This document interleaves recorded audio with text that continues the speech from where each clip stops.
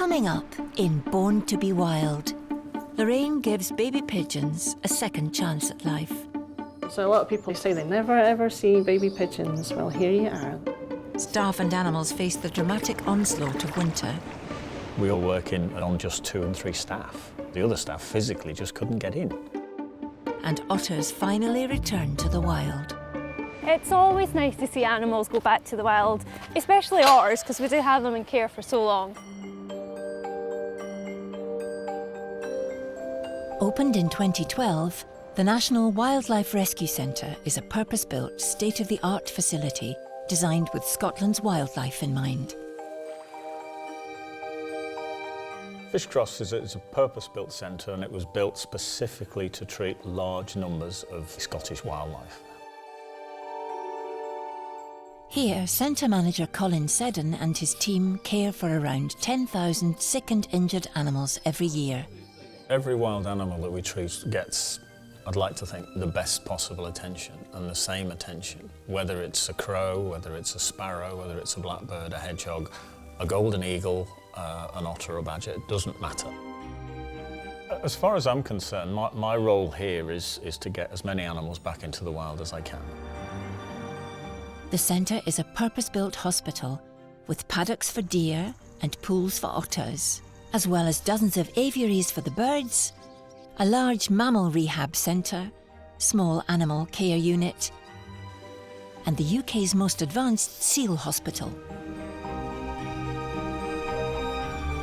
Just like in nature, there are definite seasons in the centre, and Scotland has been warned to brace itself for a weather onslaught.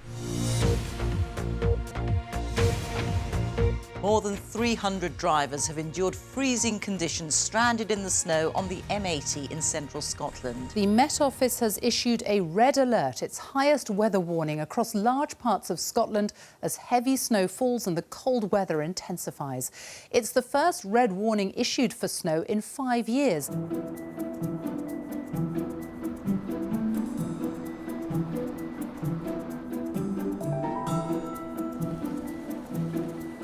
We've still got to get out to the animals, we've got to feed them, we've got to check them, we've got to medicate them.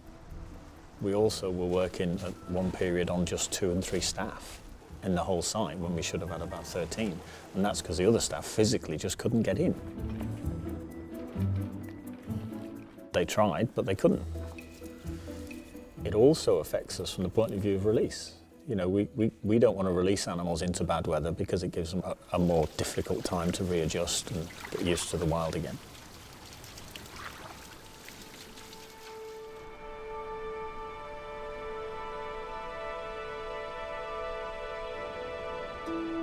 Scotland's weather has a huge impact on the country's wildlife. Coming at the end of a very long winter, the beast from the east has hit the nation's mammals and birds hard.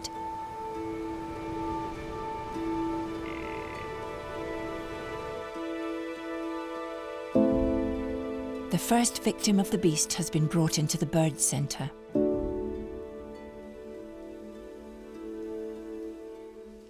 So we've just got an adult heron in. Speaking to the animal rescue officer, he doesn't seem to have any injuries from what he could tell. We think it's maybe just he's kind of weak and thin and run down. It seems sub-zero temperatures and the snow and ice that they bring have closed down this heron's feeding grounds. He's not been able to get any fish, you know, obviously canals and stuff are frozen, so he's not been able to get the food that he would normally get. He's maybe just been struggling, and then these winds, he's maybe brought him down. He's not been able to get flight again, just things like that can affect them. At the centre of the treatment wildlife receive at Fishcross is veterinary care. Leading the team is a rather special vet, Romain Pitsy. When I came up here, I didn't realise I was going to be working with probably one of the most experienced and skilled wildlife vets, certainly in the UK, possibly throughout the world. When he's not at Fishcross, Romain travels the world tending to animals such as bears and elephants, but treating this heron is just as important to him. My main love is wildlife and getting wild animals back to the wild, so I'm really lucky that I don't just get to work internationally, I actually get to work with wildlife where I live here in Scotland. I suspect with the weather, just been frozen and there's been too much competition for food. And I'll try and keep away from the front of the herons because they have a habit of stabbing. So just like gannets, the birds they can see right below, their eyes jut out quite far. I'm just going to have a look inside here. To confirm that the heron's poor condition is due to the weather and not to an underlying injury, Romain gives him a full once-over. Oh, emaciated. So too thin to fly. He's going to be too thin to fly. I think that's probably why he's here. So with experience, we don't have to x-ray every single bird. We can have a very good feel, and you can feel from how the wing moves whether there's going to be a problem around the shoulder or somewhere higher up. A lot of birds, but particularly these birds, we've had a spell of bad weather and it's probably coming towards the end of the winter, so he's just barely coping, and then you have a week or two that's rough, don't get any food, and you're at that critical muscle loss thing where you lose the ability to fly. And if you're a bird, that's a disaster because then you can't move around. So, and then they end up here. So this bird is too thin now to be able to fly. As he's too thin to release, the heron will need to be kept in the centre so the staff can administer some much-needed R&R. Right, okay, well, it's just time. It's another one that doesn't really need the vet, it just needs your care.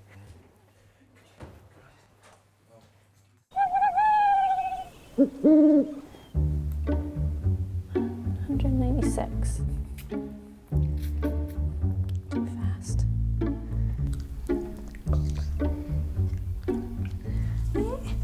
So you've had a feed?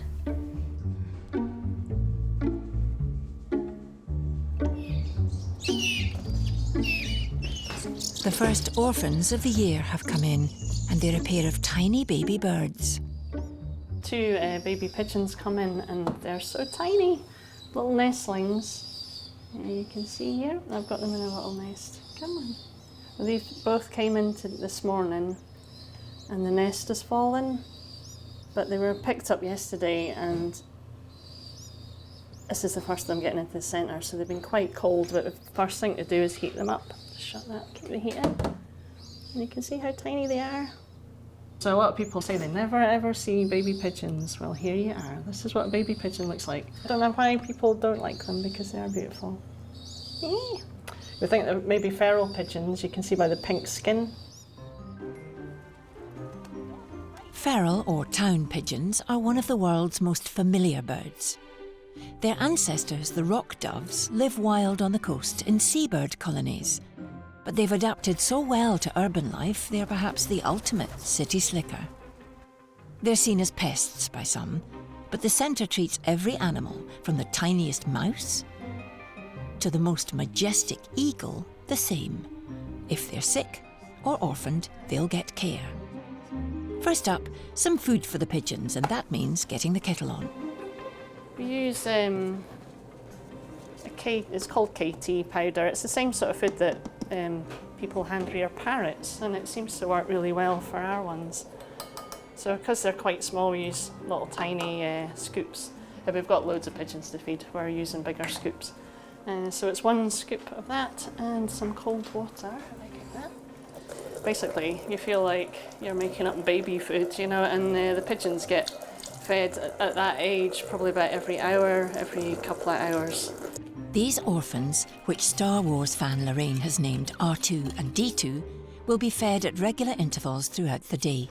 So what we do is keep them there, and just gently open their beak, and you can see here this is their crop. So the mum would feed them with what's called pigeon milk, and it's like digested seeds and stuff like that, it's like baby food. And what she would do is put her beak over the baby's beak and put the liquid in, and that would fill the crop and keep the little nestling happy for maybe half a day or whatever.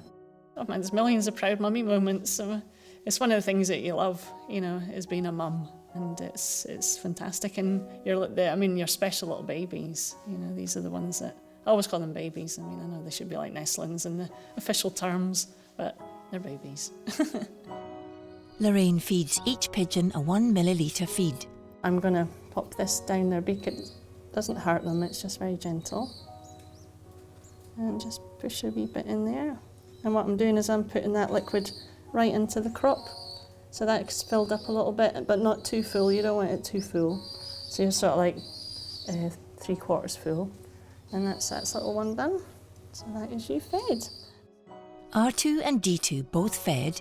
It's vital to keep the pair nice and warm, so it's back into their makeshift nest in the brooder.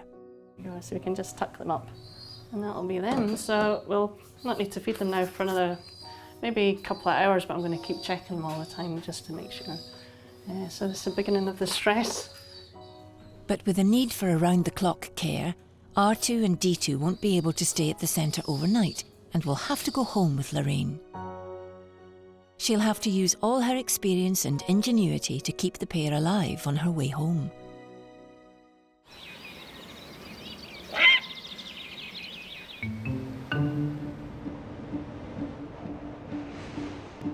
The brutal snowstorm known as the Beast from the East has continued to rage across the country, with temperatures remaining far below freezing and drifting snow making many roads impassable. For both people and wildlife, it's a tough time. Predators like golden eagles wander widely across Scotland in these conditions, hunting the snowy high tops for mountain hare and ptarmigan. But this can often bring them into contact with other eagles, and sometimes the conflicts can result in injury. This seems to be what's happened to a bird which has just arrived from the Isle of Islay.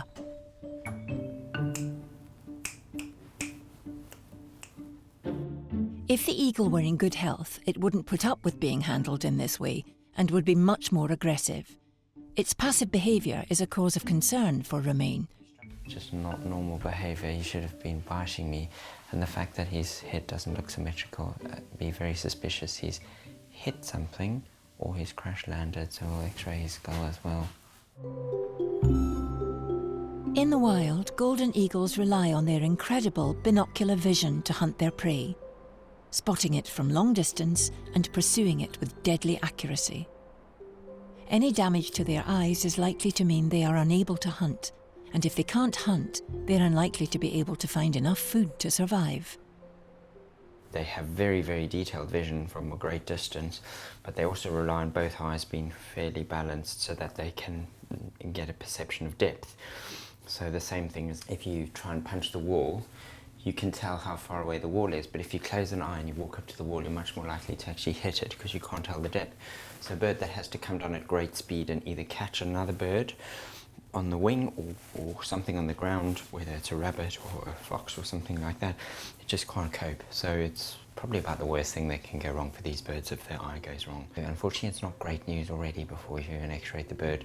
Just the way the bird is behaving and reacting to people means that it's obviously not seeing things well at all, and that's a really, unfortunately, a bad prognosis.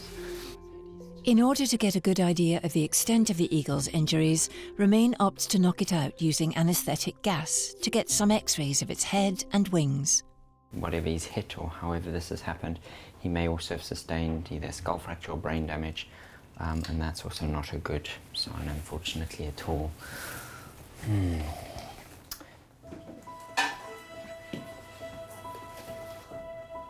Yeah, could you switch those lights off for me?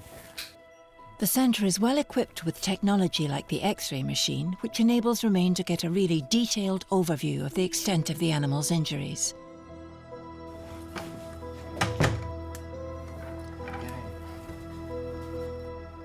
The eagle's X-rays give cause for optimism. So I can't see a fracture, although on the one side you'll see he's got that droopy eyelid. I think it's nerves, either brain or inside the eye. And the eye is fairly symmetrical. You can see the two eyes, they're the same shape, so that bones haven't broken. So these two ridges of bone are all right. There isn't, because sometimes if they hit something, a little bit of the bone breaks off, and then that gives them that droopy eye, and it's not serious. But that's not going on here, so... A fractured skull would have been bad news for the eagle, as it's difficult for them to recover from such an injury. But this doesn't mean his eyes aren't injured. I was relieved on the x-rays that there wasn't, in fact, a skull fracture, but the eyes made me unhappy in the beginning, and we weren't sure if this was something temporary or if there was a much longer-term problem going on with the eyes. After several minutes, the eagle comes round from the anaesthetic. Colin takes the bird back to his room for rest. Hold them in for a bit.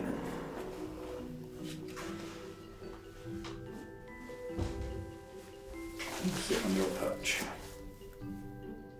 We're going to look at him in a couple more days. Yeah, probably at the weekend. And if it's not any better, it's not settled down, then yeah, we'll probably have to put him to sleep. Putting an animal to sleep is the last thing the SSPCA want to do.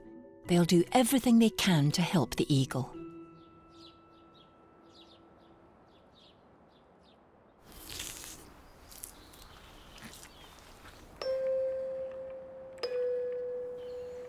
The beast from the east has finally gone, and spring in Scotland seems to have arrived.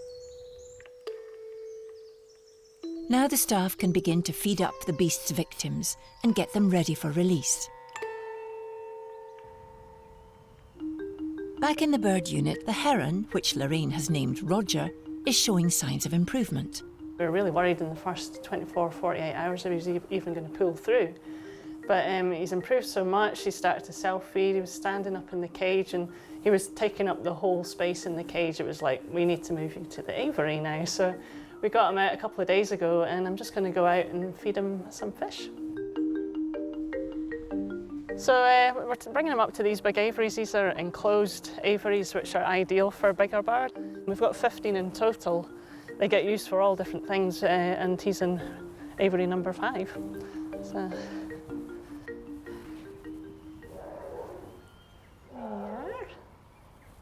How are you getting on? When Roger came in, it's one of these situations where they're really, dehydrated. They've run out of energy, and you're needing to pick them up and pick them up quite quick because if you leave it too long, you could lose them.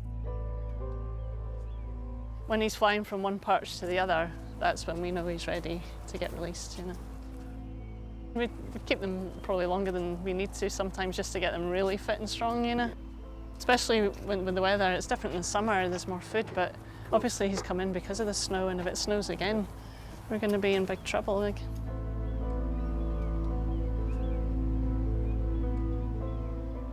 He'll need to satisfy the centre staff that he's put on a substantial amount of weight and condition before he can go back to the wild. Scotland is famous for its picturesque lochs and rivers, and is internationally important for waterbirds, who occupy its 31,000 freshwater lochs, 11 major rivers, and countless tributaries. The waters are rich in food for the dozens of species who call this country home. From the rare Slavonian grebe to the more humble mallard, Scotland wouldn't be Scotland without its waterbirds.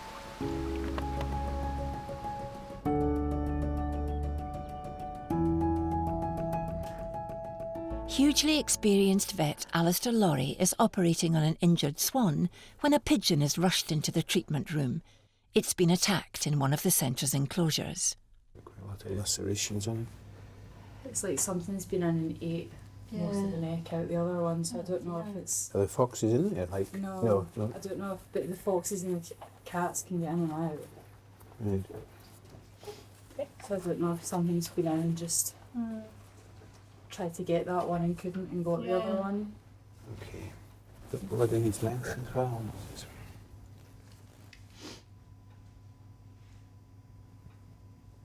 Okay, I'm going to give him some painkiller just now and put him in a wee cage quietly for a short while and then we'll get him stitched up. If we do him just now, he's kind of shocked and he's bleeding a bit, and if we do him, he might just not survive an anaesthetic. One of the biggest causes of death in injured animals is shock and stress. So it is imperative that animals brought into the centre are calm before they are treated by the team. I think, because it's just happened literally a few minutes ago, if we anaesthetise that bird just now, we're increasing the chances of it maybe not coming through an anaesthetic. So give it some painkiller and a little short while to get through the kind of initial shock, settle down in a nice warm cage, and then we shall get it back in and suture it up and hopefully get it fixed out. While the painkiller takes effect on the pigeon, Alistair returns to his other patients.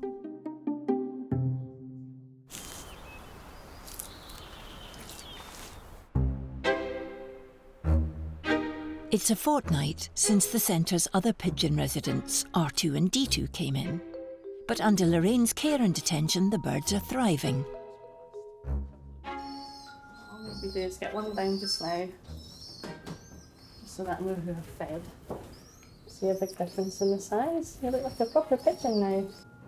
She's still having to feed them with pigeon milk, a mixture of water and mashed up seeds, which is what their mother would have given them in the wild. But today, she's going to try them on solids for the first time, a big moment for any parent. We've got some seeds here. This is what the adult birds get, the adult pigeons.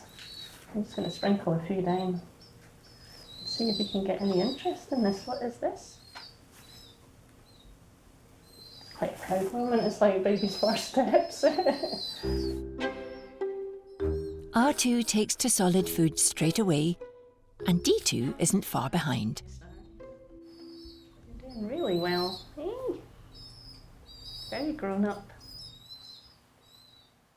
The moment R2 and D2 start to eat seeds themselves is a huge momentous occasion. It's almost like your child's taking their first steps. And it also means that your workload's reduced a little bit, so you can spend a little bit more time on everybody else. And it's just nice for other people to see this and maybe change their opinion on pigeons a little bit. And pigeons are really tough. I mean, they have to be. I mean, the conditions that they have to survive in, being surrounded by people and all the things that could possibly go wrong in cities and such like. Pigeons are really tough little characters. And they have to be, you know, they really have to be. They can survive a lot. Back in the treatment room, the injured pigeon has settled down and is now in a state where vet Alistair can take a look. Now, this is the bird that was attacked by something outside. It was coughing up blood, and we've given it a little bit of time in the incubator with some painkillers and that to get over the kind of initial shock, and then the anaesthetic after that. Right, okay. In order to get to the pigeon's wounds, Alistair needs to remove some feathers.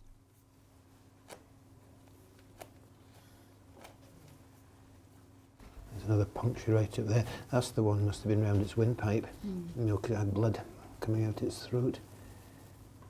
The bird's wounds indicate he may have been attacked by a sparrowhawk. This is the main concern for its survivability because there's injury to its neck. The hawk's talons and beak were just millimetres from the pigeon's main veins and windpipe and have left behind a large clot which can be tricky to treat. I think it's bleeding from the vein. I think we've probably disturbed it a little bit from the original injury. Time for Alistair to operate. What we have here is a puncture in the crop. Tissue's all very bruised around here, so I think the hawks had a good old pick at it. Alistair gets to work. It's a delicate business, but soon he's cleared the wounds and fixed the bird's torn crop. Birds can be a bit tricky under anaesthetic, so you just have to be careful. Obviously just watch its heart rate, keep breathing for it, and just keep an eye on it. The operation seems to have gone well. Alistair looks to have brought the pigeon back from the brink of death. It's a contaminated wound, obviously, so there are issues with possible infection. Pigeons are very hardy and they've got good immune systems, it seems, for coping with wounds and things like that. The main issue was not losing more blood in his neck, which where the hematoma was, and getting him through the anaesthetic because he had blood in his airways, but so far he's done perhaps better than we might have hoped for. So it's back to the brooder for the pigeon to see how he recovers.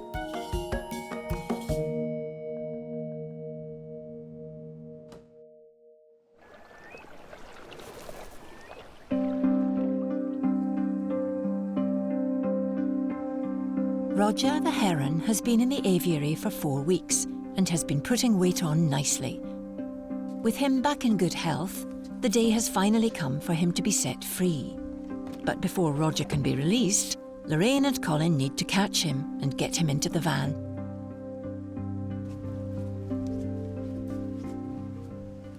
Catching birds with a net, you have to be really careful that you don't injure them. You have to be really super quick with that net. Roger doesn't seem too happy about leaving his temporary home.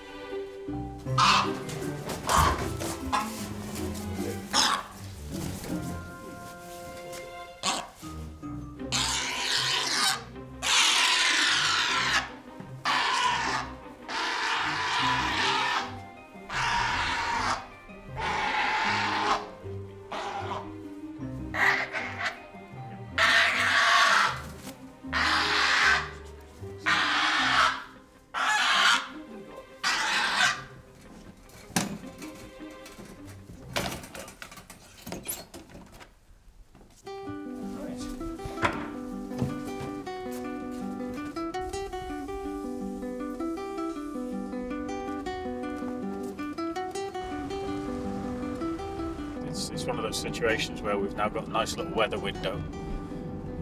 So it's forecast dry and reasonably bright for the next few days, so we get as many animals away as we can, and as many that are actually ready for release.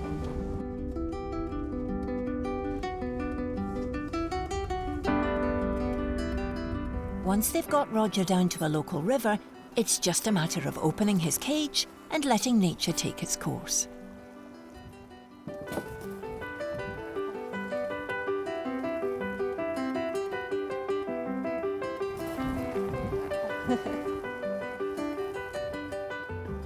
He's off.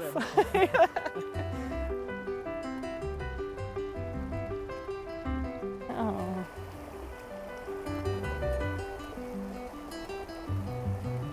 Oh, it's absolutely brilliant. Yeah, I mean, he's obviously really strong. I mean, when you think at the very beginning when he came in, he couldn't even stand up. And now, the minute he got out of that box, he's flying right over that bridge, right round, and you can see him, he's actually checking out the area as we're standing here. He's just like obviously getting his bearings, seeing where he is. It's just a fantastic result. You bring them back from the brink and give them a second chance at life. And what job's better than that? You know, you're really saving an animal's life and giving them a second chance. A great result for the staff and a victory for them over the beast from the east. A week ago, an adult golden eagle was brought into the centre after he was found grounded on Isla in the Hebrides. He was examined by the centre's vet Romain, who was concerned that he had badly injured his eyes, something that would mean he'd have to be put down, as he wouldn't be able to feed himself in the wild with damaged eyesight. It was decided to give the eagle a huge dose of anti-inflammatory drugs in the hope they'd help to restore its eyesight. Golden eagles are such an iconic animal in Scotland, but sadly there's really few of them because there's still so much illegal persecution because of the grass moors and illegal practices. But they're actually the most successful eagle in the world. You will see them all over the world, and I see them in India and I'll see them in other places in Asia, and so I'm very lucky, but it still doesn't take away that thrill of seeing one in the wild here in Scotland. From the way the eagle has been behaving, there seems to be no improvement to his eyes, which Romain is worried may have been damaged in a fight with another eagle. He'll need to anaesthetise him again. We think he may have had a tussle with the other eagle, and that's how he's lost his territory. But it is also possible that he's already had a problem with his vision before the tussle, and that's why he couldn't defend his territory, and then he's had more damage to the eye. So, you know, there's a limit to what we could have done with the bits of what looked like very early retinal detachment we'd seen, and it'll be interesting to see what's left, and that will give us an idea whether he may have actually been chased off by the other male because he already was having vision problems, which is suspicious always. Romain examines the eagle's eyes to see if the damage is recent and caused by the fight, or if it's an older injury and may have been the reason he lost the battle in the first place. There is an area on that side where there is retinal detachment. So there were some small white areas where the retina seemed to be lifting off that we saw when we anaesthetised him last time, and those appear like they've resolved. So those were fairly minor lesions, but the other lesion hasn't changed and it actually looks like it's an old lesion. The whole reason this guy's run foul with the other eagle is because his eye wasn't normal to start with. While this isn't good news for the eagle, it does explain why he ended up here. The decision now is what to do with him. The centre will only release animals if they have a good chance of thriving in the wild, and they never give animals to zoos or wildlife parks. He's had an injury before, and I don't know how much longer. It could have been a month or two, it could have been longer than that, and so his vision's not been perfect, and I really think that's what's probably happened. The other male has chased him off the nest because he can't see well enough to defend his territory. And I mean, that inevitably means even if we put him out and he was okay enough to get food, he's probably going to get himself killed. It wasn't a difficult decision to put the eagle down. Unfortunately, everyone's always upset because there's a lot of interest, but it's the same as any animal. If he can't survive in the wild, then there's no other sensible decision. This is something that would happen in the wild with an older animal, is that for some reason he's had bad luck and his vision has been affected and he can't cope, and that's part of being a wild animal. I think it's much more difficult if you saw an eagle that's been shot and then ends up in this scenario for a completely preventable man-made scenario to, you know, end up putting them down as we did.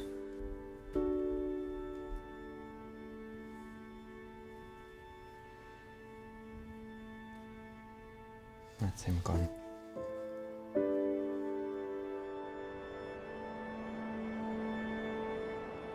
Work in animal rehab is a series of lows and highs, and just a couple of days after the sad death of the golden eagle comes a reason to be optimistic.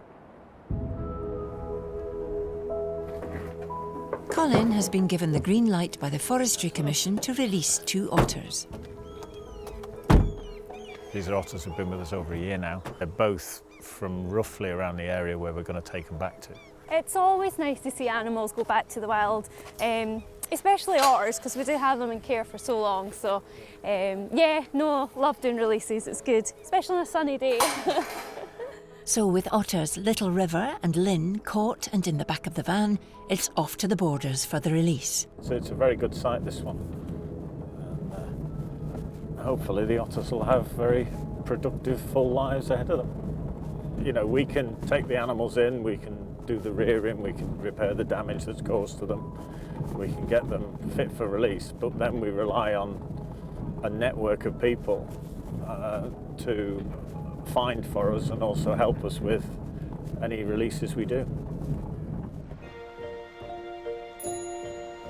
Otters are one of Scotland's top predators and inhabit the banks of rivers and lochs as well as the coastline, from the border with England in the south to the tip of Unst, Shetland's most northerly island. They're big eaters, consuming between 1 kilo and 1.5 kilos of fish, crustaceans or amphibians every day.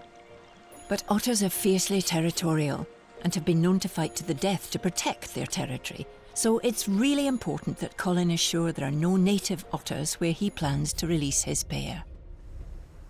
On arrival, Colin and Nicola inspect the area to double-check if it'll be suitable for the otter pair.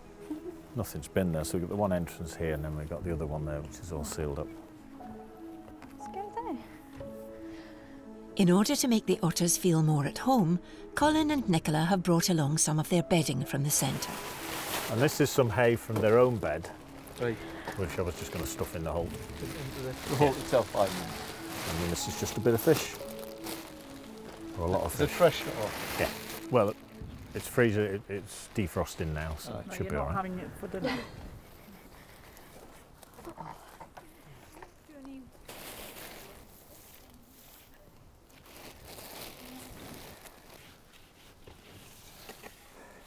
So what I've done there is just push some hay from the bedding that the otters were using back at the centre.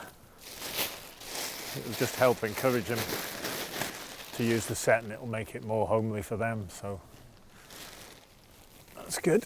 So we're just putting down some dog beds and we're going to put some fish under it for tonight for their feed. And one of the reasons we chose this particular site is that it's very rich in frog spawn and frogs this time of year, and that's a favoured diet of the otters. So there should be plenty of them, plenty for them to eat. As well as frogs, there are plenty of fish in the loch, so Little River and Lynn won't go hungry. But the supplementary food Nicola and Colin leave behind will keep them going for their first couple of nights. That's all the fish out. Yeah, so we're hoping the otters are just going to go in the hole nice and calmly, and hopefully they'll stay in it and just settle down and sort of get their bearings together, and then we'll hang about and sort of watch out for them. Like I say, hopefully they'll stay in it and then we can all go away and then they can bimble about and do their own thing and suss it all out. Got camera traps about so we can still monitor them and make sure they're okay. Prep complete, it's time to get Little River and Lynn released.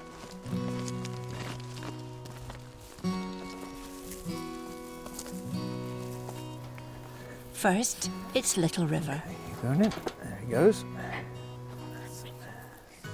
And then Lynn. There you go. In you go.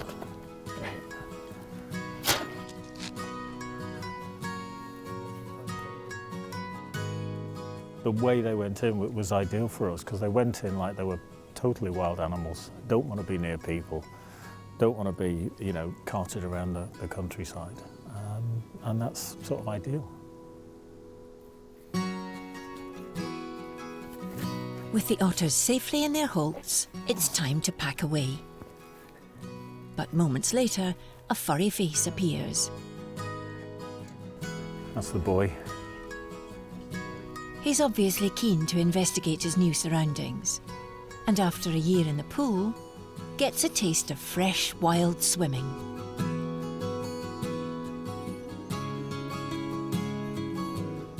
The female's not out yet, I don't think. Yeah, it's nice to see them just chilled and exploring. It's nice. It was quite good to see how effortlessly he just cruised across there. That's a longer distance than he's ever swam in one go.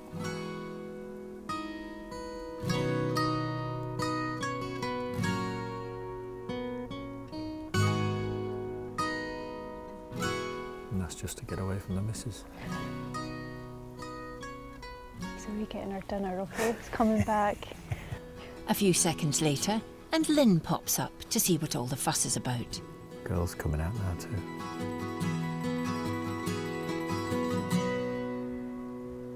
Seems she's more of a home bird. He's in really good condition. He's as fit as we can get him. Great, and then the female, she thought about coming out, but then decided not to.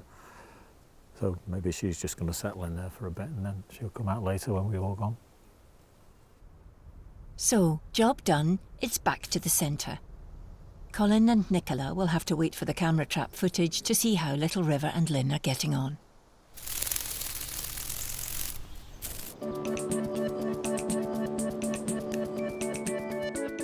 In a typical year, the National Wildlife Rescue Centre cares for over 2,500 mammals, but by far the busiest section is birds, with over 7,000 admissions. Back in the bird centre, Vet Romain is giving the pigeon that was attacked by the sparrowhawk a once-over, and he's given him a new name, Frankenstein. So this is the one that Alistair saw last week, and he stitched up a big wound. So have a look, he was found in the fox paddock. So that looks really good. Shh. We'll cover your head for a second so that you don't get too stressed. So he does look a little bit like Dr. Frankenstein's pigeon, because he's had a massive stitch up. Now, there's a little patch here that maybe doesn't take. No, come on. Just gonna get worried. There's a tiny patch of skin here. With a big wound like this, it sometimes happens where there's a little gap here. There's a bit of crustiness. To be honest, I think it should heal up quite well. There's always a tiny risk that your hopes can be dashed at the end, but looking at him now, I mean, I'm pretty optimistic that he's got a really good chance of being released from here.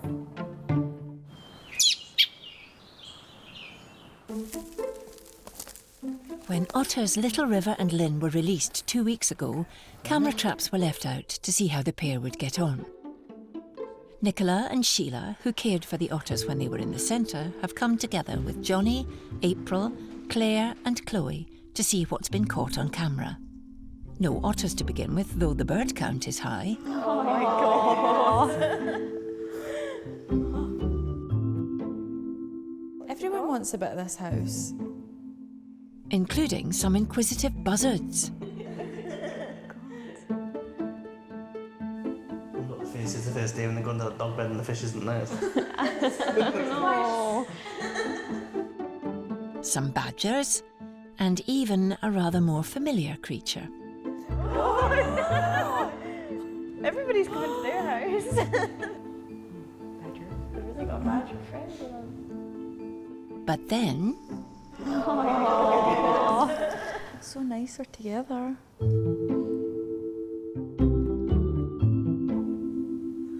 Cozy. All in all, a successful viewing. You could see that they'd really taken to their new home. They were like taking a new bedding and whatnot, and they had lots to eat, so they looked in really top condition. They were sort of acting like they would in the wild. They were looking amazing, so it was really nice to see.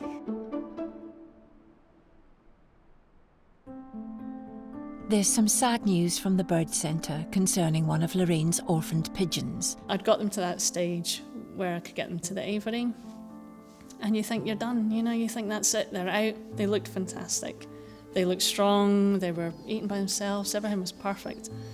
And then I went and had a few days off. And I was at home, and it was one particular night I woke up during the night and I had this overwhelming panic that one of them wasn't well. And lo and behold, something wasn't right. One of them was not well, and he got brought in. And within 48 hours, he was gone. Even now, it's upsetting because I find it really tough, really tough. But there's cause for optimism. D2 and the fully recovered Frankenstein are leaving the centre and being released today. Well, this is it. This is the day we're going to release all the wee baby pigeons that we've been looking after. Obviously D2 as well, and the little tiny tots. And Frank, the Frankenstein pigeon, who had the big wounds that got repaired. It's really nice. I mean, they're totally grown up now. And you can see when we go and try to catch them how how wild they are and untamed they are, you know. So it's this is when it's quite a laugh when we're jumping around with our nets. Go for it. See who we can get.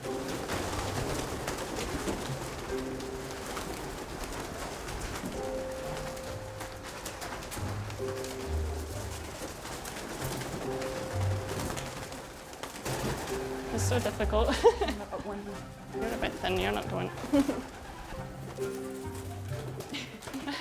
Yeah, no, he was a bit thin. Come on, you. Hey. Guess who I've got? And the first one in the net is D2. You ready for this? You ready? Come on. So that's one down, 9 more to go. Oh my God.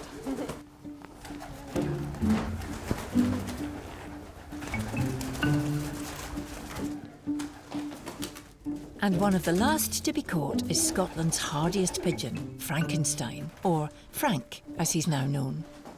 Come on, Frank. Yeah, got him. Trying to find one pigeon out of all these guys. There he is. There's Frank. Look at you.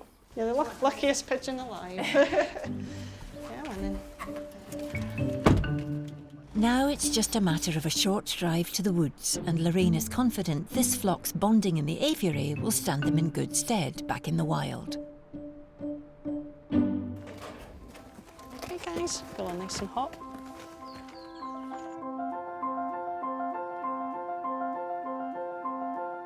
We've got Frank and little D2 from the wee baby group that we had, who's getting released today. So hopefully they all stick around Frank and he'll teach them the ways, just to stay away from sparrowhawks, so that's the only thing. Release days really are cherished by the centre's staff. Now, when they first came in, the wee babies, they were like tiny, you know, and to get them to this level, this stage, is absolutely brilliant. Right, here we go. There you are, guys.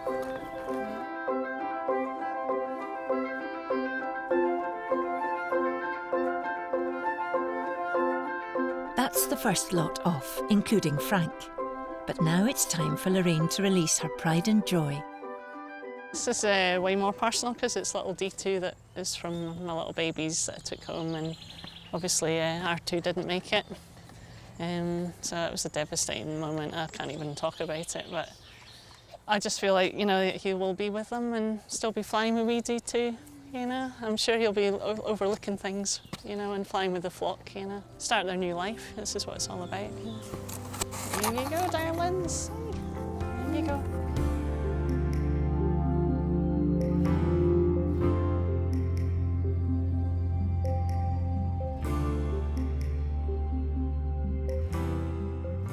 Stay together. And they're off, look. They're heading for that big house. Yeah, that one's gone now, he's joined them. Yeah. An emotional day for Lorraine, but there's no time to hang about. Spring is coming, and there'll be many more orphans like D2 to care for.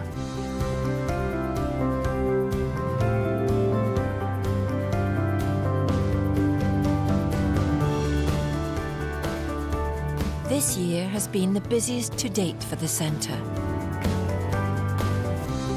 But the work never stops for the dedicated team. who have even more plans to continue caring for and releasing the animals that were always born to be wild. It's what wildlife rescue is about. It's about a lot of people that care working together.